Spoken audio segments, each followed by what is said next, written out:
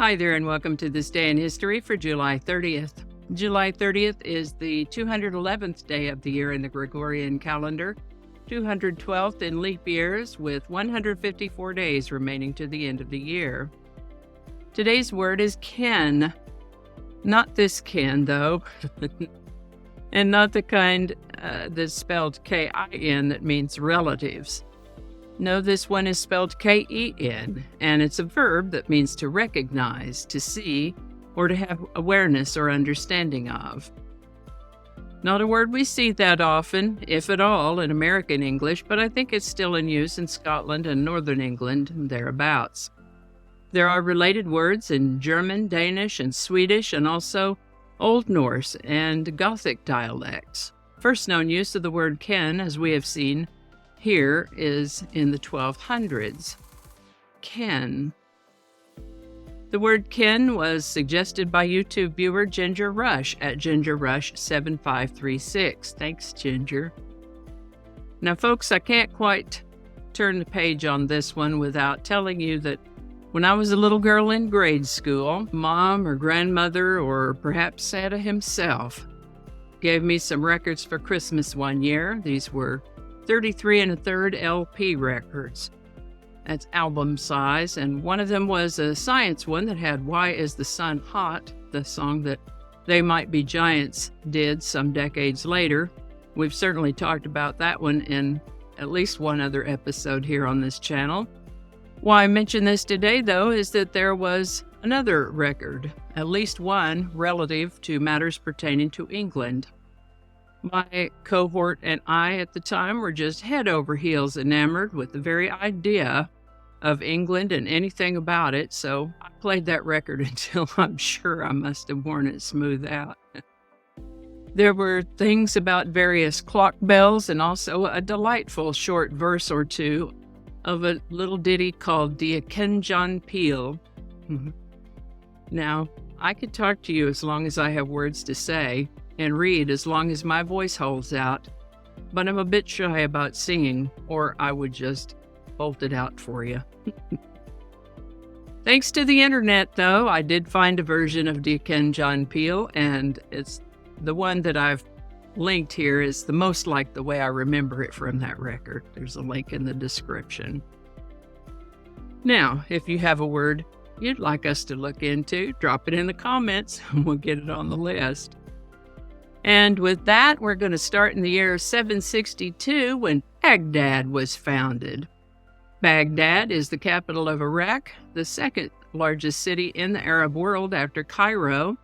Baghdad is located on the Tigris River near the ancient ruins of Babylon, and while discussion continues as to the meaning of the name Baghdad, one popular theory is that the name Baghdad derives from Middle Persian words that meant God-given.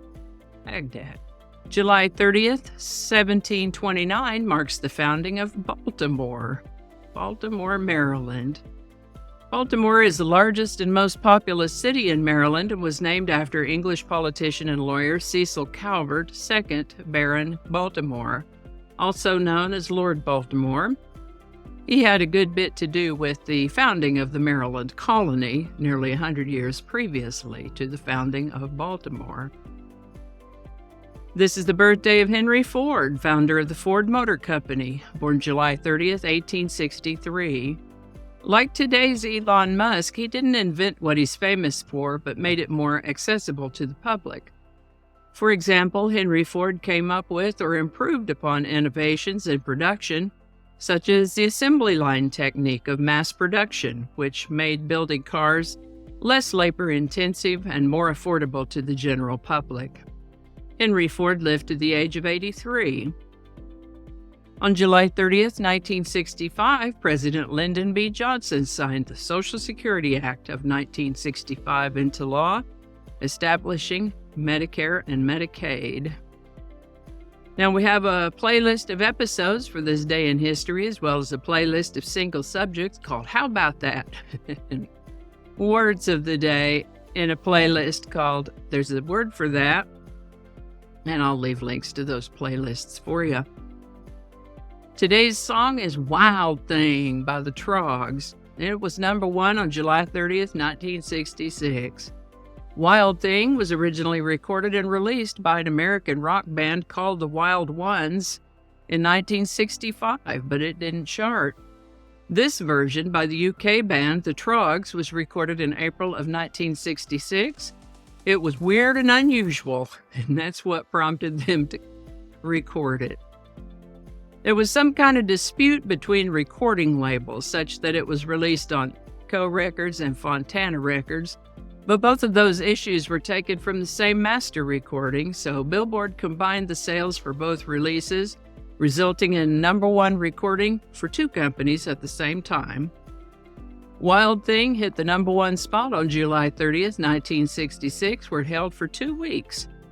Wild Thing by the Troggs. Link in the description. And I think that's going to do it for us today. Thank you so much for watching. Consider subscribing if you haven't already.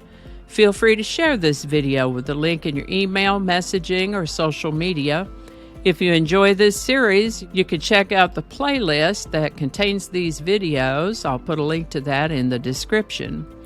That description lives on YouTube, so for other platforms, I'll include a link to my blog page called No Really. You can also find me on Rumble, BitChute, and Odyssey. All those links in that description. Alrighty, that's all I can think of right now. Thanks again, and I'll see you next time. Alrighty, back to work. I think we got it this time.